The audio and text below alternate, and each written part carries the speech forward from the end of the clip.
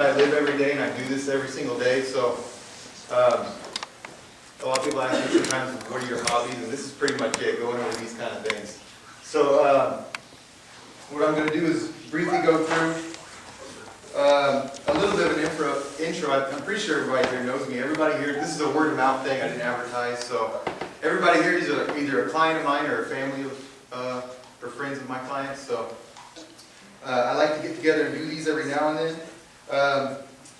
Just as a little reminder of, so the people that I have clients, they have some support, because it's very hard to do what I ask everybody to do, to switch your life upside down like this. And you kind of go from the hobbies you've had your entire life, and then you just turn everything upside down. And it really does, if you've been relying on that for a crutch for so long, and then you don't have that, it's one of the hardest things to do. So, I'm going to go through this fast, and then the Q&A is going to be good. The details, if you guys want to know details on nutrition, at the very end, I'll do a short Q&A and we can get that. But if I were to go into details about specific nutrients, that's a whole other conference in and of itself. So, first of all, what I would really like to go through is, Carl, a client of mine, gave me a quote when I first moved into my new place, and it's just a little short quote by Lee Hunt, and it says, "The groundwork of all happiness is good health."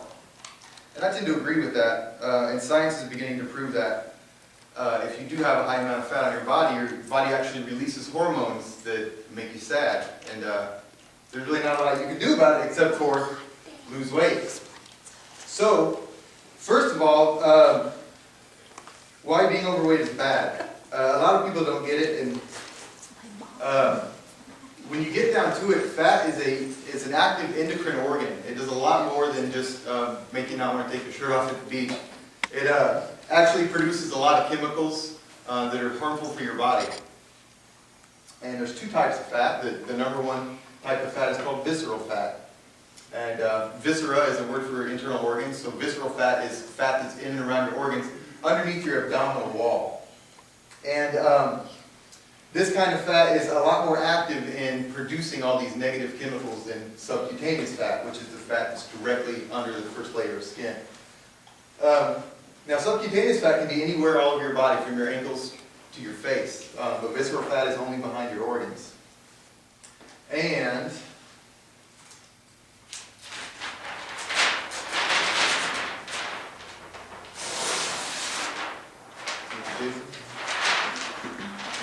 collectively, the hormones that are bad for you, that are produced by both types of fat, are called adipokines. And the four most common ones are the ones I wrote down here. And again, I'm sorry if I can't pronounce these. Resistant is the first type. And what this does is it raises your blood sugar because it makes your pancreas unable to produce enough insulin to shuttle the sugar that you eat into your muscles. So what it does is it converts it to fat, stores it on your body very rapidly.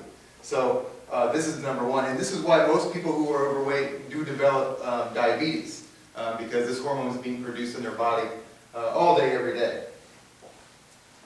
And angiotensinogen, like that. What this does is it raises your blood pressure. And how it raises your blood pressure is it sends a signal to your capillaries to constrict, which makes it very hard for your heart to work and pump. And so if you're walking up a short flight of stairs, or you just bend over to grab something, you come back up and you're a little flush and you can't catch your breath, well, that's probably the reason why. The third most common one is called adiponectin, and what this does is it actually slows your metabolism. So if you have a high amount of excess fat in your body, you're not going to burn as much calories as a person that doesn't. So the foods that you eat, not only is resistant going to cause your blood sugar to go up to be stored as fat, but adiponectin is going to lower your metabolism. So again, there's two things against you. Well, you're not going to be able to burn these off effectively. Now the fourth one is called interleukin-6, and it's responsible for arterial inflammation. And it's by far the worst one. And the reason for that is if you do have a high amount of fat on your body, and your arteries inflame, what's going to happen is some plaque is going to break off somewhere in your body, get lodged in your heart, and you're going to have a heart attack. And that is why. So all these things are working against you if you have a high amount of fat on your body. These adipokines are very serious. Now, visceral fat is a lot more active in secreting these things. It secretes it 24 hours a day. So if you have a very hard stomach, that's from visceral fat, and that's underneath the abdominal wall. If your stomach is soft, that's subcutaneous fat. But you could have both. Visceral fat produces more of these things, and subcutaneous fat produces them well, and you just don't know when it's going to produce them. So it's not good to have either type. So I like to liken them to, like, visceral fat is being an active volcano, and subcutaneous fat is an inactive volcano. You never know when it's going to erupt, but inevitably it will, and when it does, something bad's going to happen.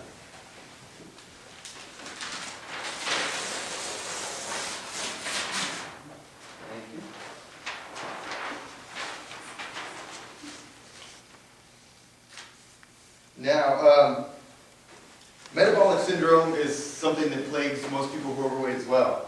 And metabolic syndrome is any two of these things combined. It doesn't have to be in order.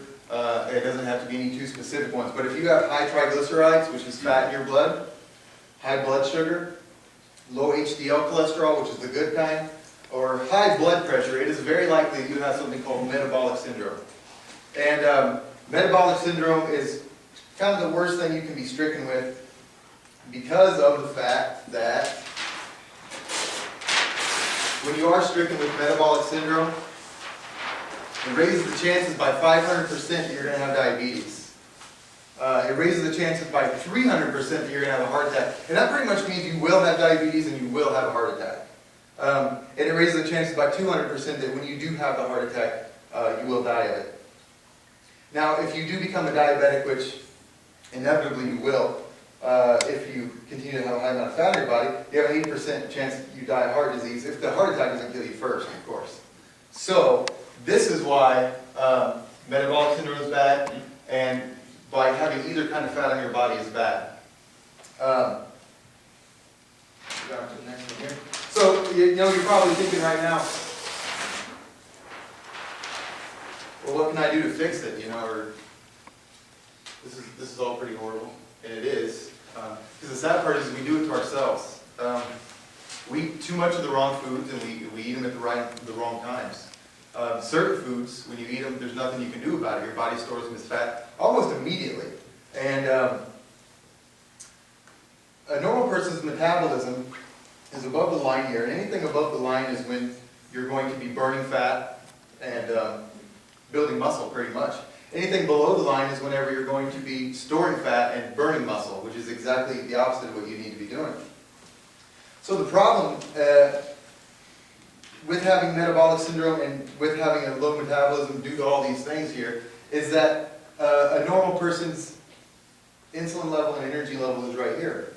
Well, if you eat white flour, sugar, saturated fat, potatoes, white rice, any of these things are a staple in your diet, your metabolism is actually going to be down here.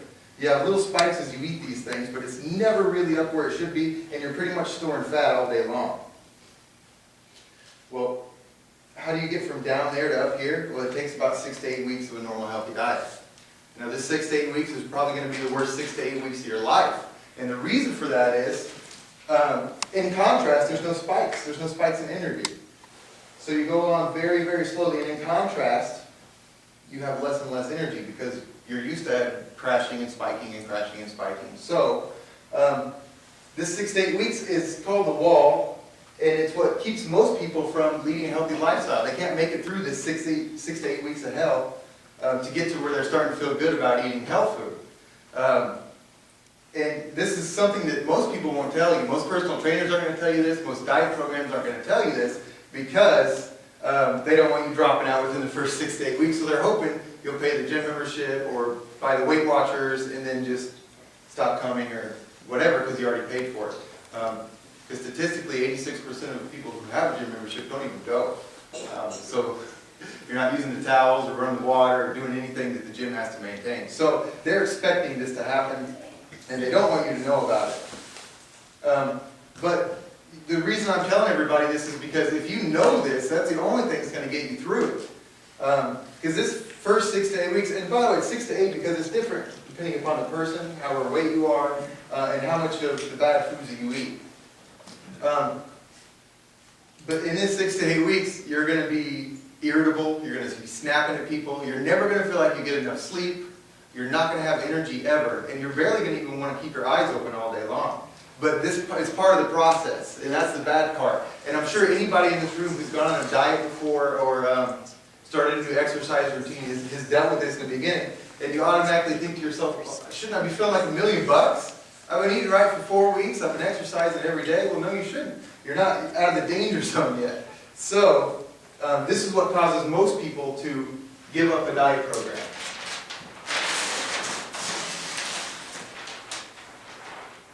And these are just some reasons I came up with why people don't stick to a diet program.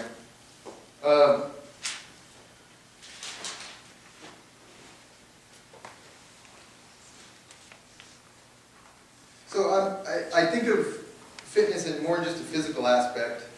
I think of it as a sociological aspect and a spiritual aspect, and I think you have to think of it about a couple different ways, because if you just treat the physical, you're always treating the symptom.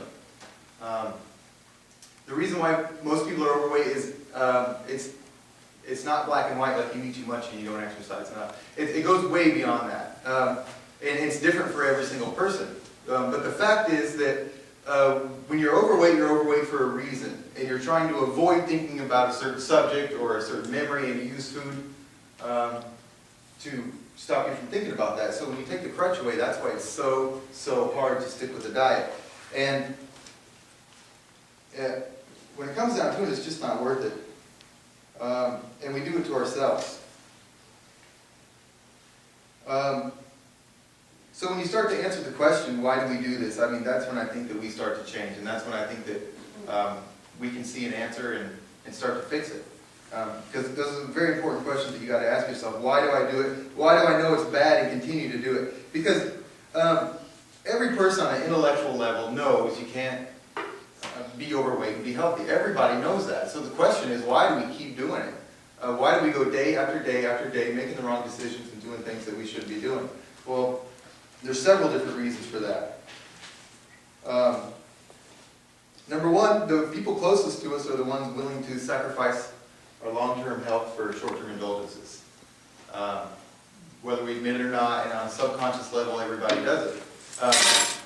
The first thing most people do, if you have a buddy or a friend or a spouse, or it doesn't matter. Oh, you had a long, hard day at work. Why don't we go out to eat? You know, what can I pick you up? I'm at the store. Do you need something? You know, because what we think is it's going to make them feel better. Well, it is going to make them feel better for about 5 minutes until their insulin crashes back down here to these levels, and then all they want to do is take a nap. So, long term is what you always got to think.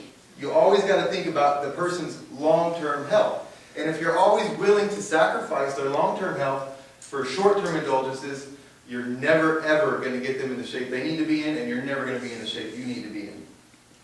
So this is something, and this is a big thing. Most people never get this, but this is the thing that can change your life like night and day. If you just remember that every time you think that you're willing to do that for somebody, or even do that for yourself.